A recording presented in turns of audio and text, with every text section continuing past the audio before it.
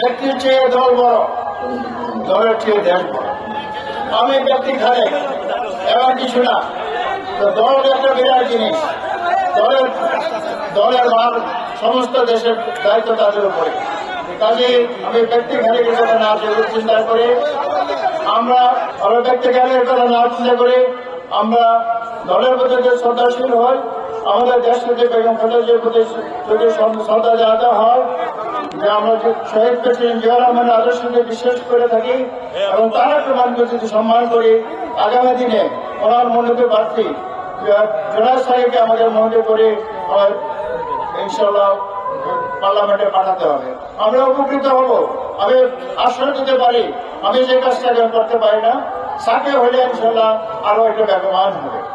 আমি আপনাদের বেশি কাজ করতে পারবো।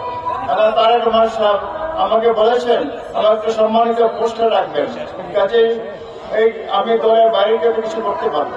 কাজে আপনাদের অনুরোধ রাখবো, আমরা আমাদের দলের মন্দির প্রার্থীকে আগামী দিনে ভোট দিয়ে যথেষ্ট করে সংসদে পাঠাবেন ইনশাল্লাহ। বলেন আপনি রাজি? Thank you very much. আমরা দলের প্রতি শ্রদ্ধাশীল হন। আমি যা করার করবো। আমি যে আমরা যদি সাকে এমপি করতে পারি, আমি তার দায়িত্ব নিলে আপনার যা কিছু করুন আমার কাছে আসবে।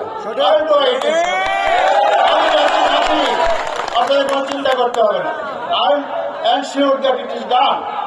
এবং আরো বেশি ভালো হবে। আমি বৃদ্ধ বয়সে হয়তো আমি এত অ্যাক্টিভ হতে পারবো না, কিন্তু আপনাদের কাজ আমি আজীবন নিয়ে আপনাদের সাথে আসি, থাকবো, মৃত্যুর আগ পর্যন্ত আপনাদের কাজ করে দেবো।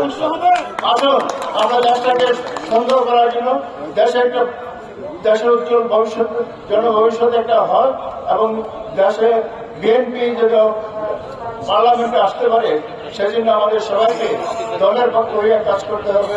এই আশাবাদ ব্যক্ত করবো আপনাদের কাছে।